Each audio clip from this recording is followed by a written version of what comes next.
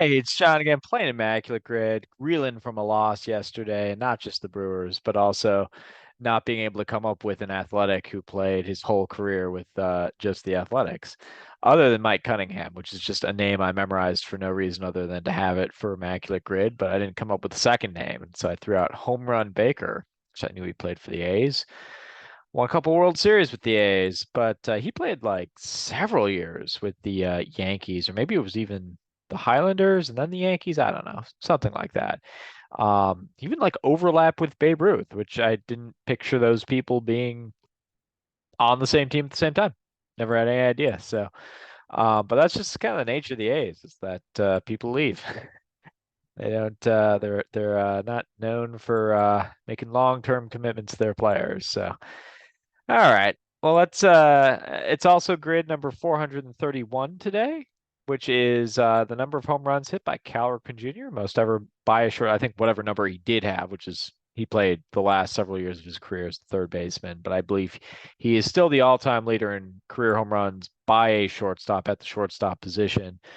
And then he's the all-time leader in home runs by a player whose primary position was shortstop, with the obvious caveats that A-Rod played around 40-ish% of his games at shortstop, and Ernie Banks was about the same.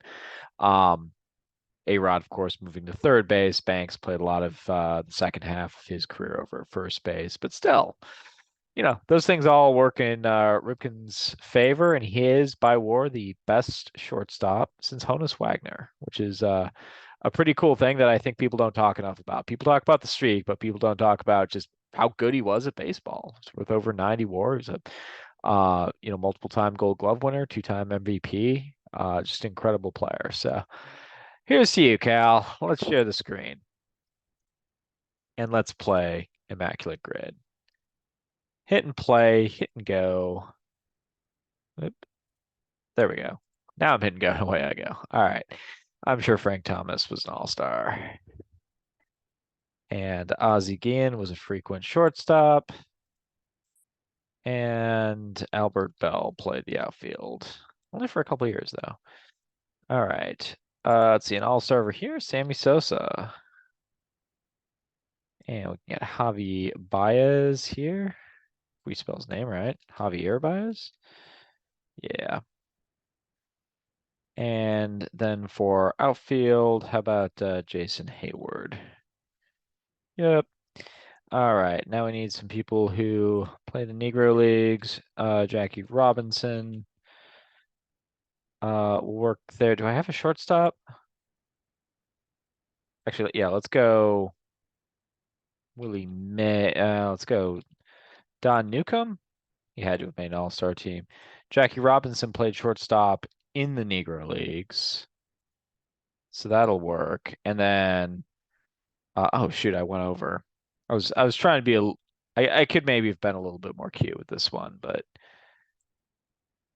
there we go. 157 with the most obvious picks here, and I Satchel. I didn't realize Satchel Paige was an all-star. Good for him. I mean, he was 45 or something when he made his major league. Maybe not that old. Maybe he's like in his early 40s, but he was old when he made his major league debut.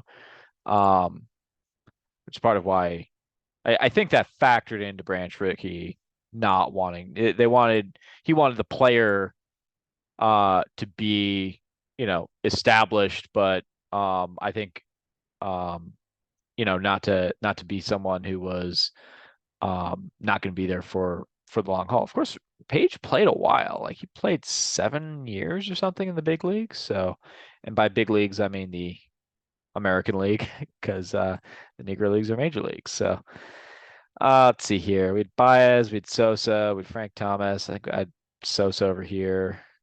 Who did I go with even? I went with Hayward. All right. Well, I went way over. I was trying to be too cute with these players. Newcomb only at 3%. All right. Well, we'll stop share and we'll reshare. And we'll see if we can get a little bit more rare on some of these. I guess I'll select that one.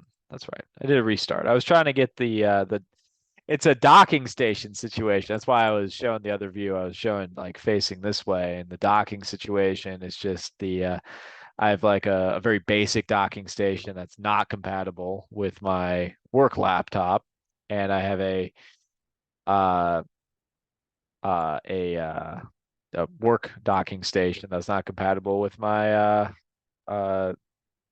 current laptop, which, as you all know, is a 4-year-old beat up Asus because it was in the opening forward of my book. So, whatever.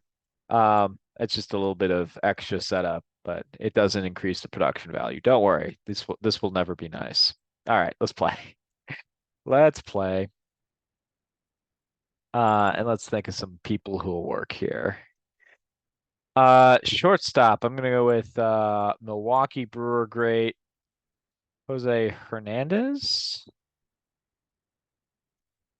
there. I'll go with Milwaukee Brewer great Jose Valentin. Of course, was he still playing shortstop? That actually might be a little bit of a risk. Valentin was a shortstop for the Brewers, but I want to say he moved over to third base. You know what? No, I think he played at least some shortstop with the White Sox. I think that's a safe pick. That's too high a pick, 1%. So I got funny story. Sort of just it was they were pretty much back to back. I think Loretta played a little shortstop in there too, but you had Jose Valentin from roughly the mid into the late 90s, and then Jose Hernandez played for the Brewers from about 2000 to 2002, if memory serves me correctly. And these two guys, because they have the same first name and they were playing the same position, kind of blended together for my dad. When I mentioned to him just kind of offhandedly that I had and I mean he knew this because he took me to the thing when I was 8 or 9 years old. I think well, it would have been nine. It would have been 98. My Boy Scout troop did a Cub Scout, whatever it was, did meet some local stars, and Jose Valentin was one of them, and he signed a baseball mitt that I still have over here. Um, and then I had to get a new like glove because Jose Valentin had signed my other one. So anyway, I mentioned this offhandedly to my dad. It's like, I remember when we went to that thing? It's just like, yeah, but I never forgave Jose Valentin for sitting out the last week of the season, so he didn't set the all-time strikeout record. I was just like, Dad, that was Jose Hernandez. That was a different guy. That was a totally different guy. He'd held this grudge. It's Jose Valentin for no reason because he just fused the two together. So that was Jose Hernandez. Jose Hernandez in 2002 was an all-star, but then he also sat out the last week of a 100-loss season because he didn't want to set the all-time strikeout record, which has since been surpassed 30 or 40 times by your Joey Gallos and your Adam Dunns and your Mark Reynolds of the world. So just a fun little segue story. And let's throw Carl Reynolds out here in the outfield. 0.02. That's a decent score. What James Baldwin is an all-star. 0.2. Who's an obscure Cubs all-star? I think Hornsby was done. I don't think Hornsby ever makes an all-star team. Um, let's see. I'm trying to think in that era, you're not going to fool anyone with a Mark Grace. You're not going to fool anyone with a Sammy Sosa. Well, obviously, you're not fooling with Sammy Sosa, but Sandberg, I think, was the most popular. I don't know if Rick Rochelle was an all-star. I don't know if Randy Myers made the all-star team when he was a Cub.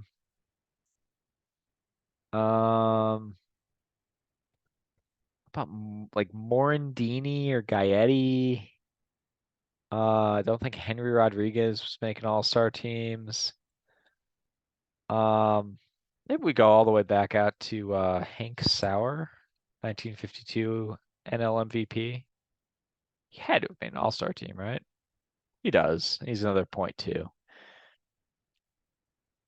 All right. And now someone patrolling the outfield for the Cubs at any point, anywhere in the outfield. Um, at any point in time, there's probably thousands of people, literally thousands of well, probably not thousands. There are hundreds though. There are definitely hundreds of people who will work for this one. Um, so I wasn't going to use a former MVP. I don't think that would have been wise. Um, let's see. Henry Rodriguez seems like an okay pick, or I could just on the theme of favorite Brewers, I could go with my guy Jeremy Burnitz. Grabs point two. I could have gone lower, but I like to get Jeremy Burnitz in there. And Jeremy Burnitz, I have it on good authority, he never did play in the Negro Leagues. So let's try to find some people who did. No, Jim Gilliam here. He takes point two. I think Dobie Moore is a good option there.